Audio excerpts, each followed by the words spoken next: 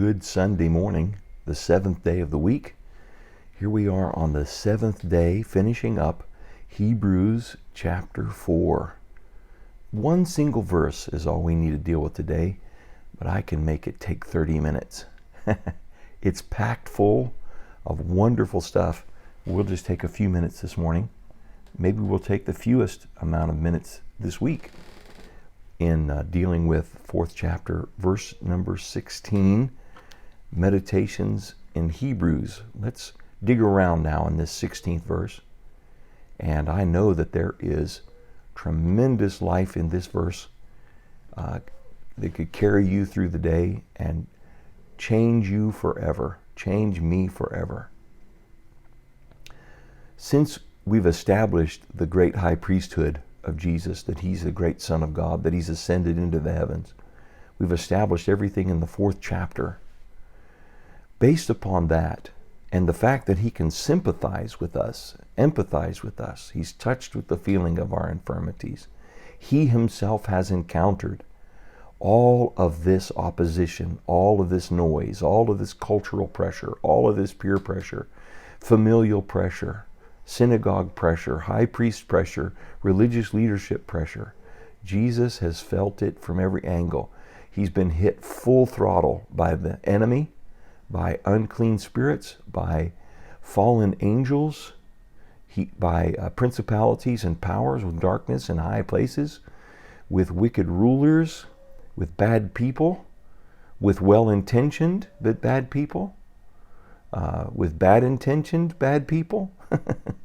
He's been hit from every angle. He's even been sold out by those closest to him and betrayed and denied by those closest to him. He has felt it to a degree that no one has ever felt it before. He excels in everything, all the trash that's been dumped on him, the times he's been thrown under the bus, the times he's been betrayed, sold out, defied. He has seen it all. There's nothing that's common to man that he has not seen and experienced himself in the direct opposition of sinners against him and peer pressure and sinful pressure and cultural pressure. He's felt it all.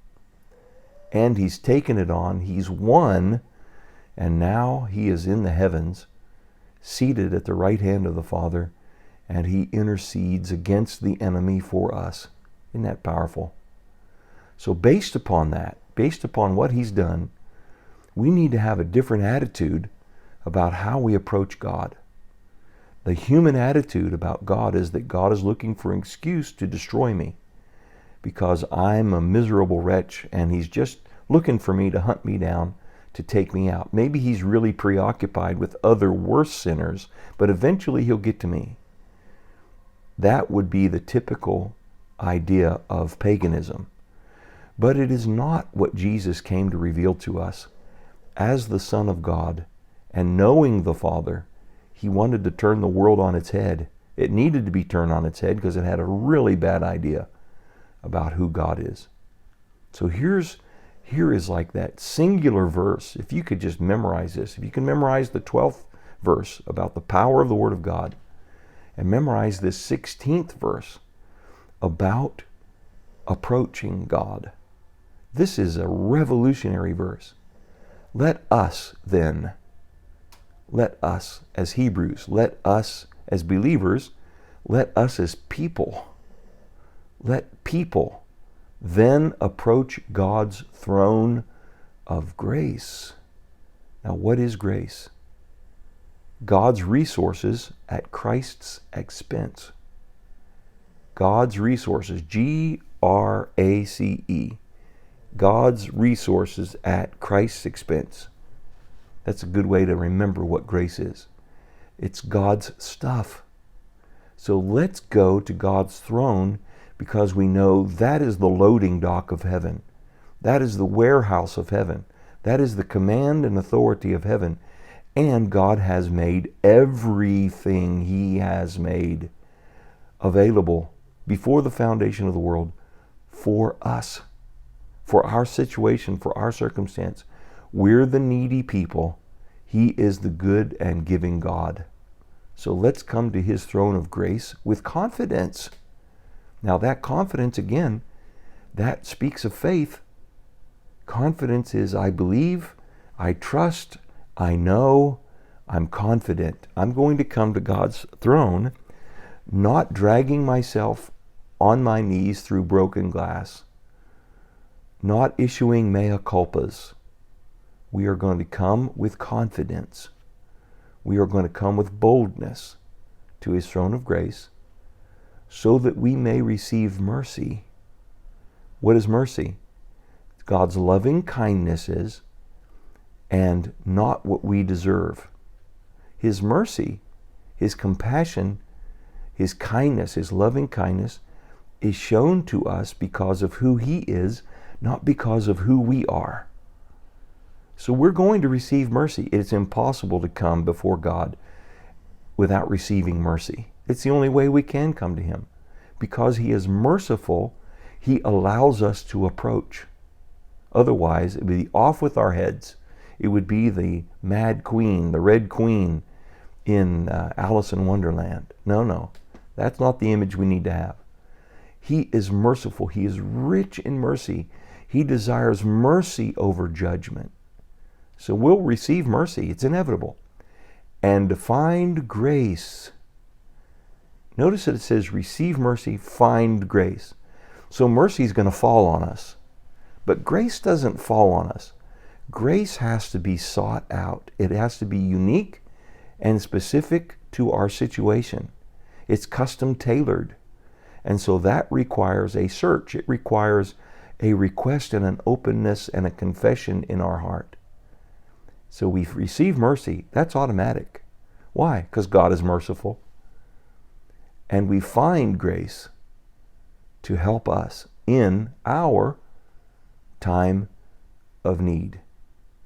So we can come and say, I feel like bailing out of the faith because the pressure's too great and my family's against me, and it just doesn't fit well with my Judaism as it is currently to receive Yeshua as my Messiah, to realize that Jesus is Yeshua HaMashiach. He is HaMashiach, the Messiah.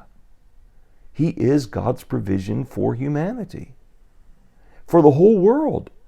The Samaritans, the Goyim, the ethnos, the nations of the earth, all of them are blessed in Yeshua HaMashiach. I can find grace.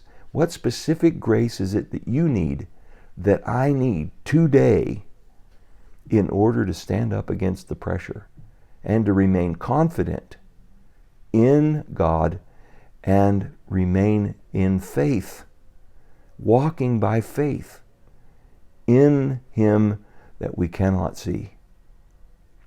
Well, that's going to require grace. God's resources at Christ's expense. And God knows that you're needy and I'm needy. Every day is a day of need. So therefore, every day is a day that can be full of mercies. His mercies are new every morning. And great is his faithfulness to us. Great is his faithfulness.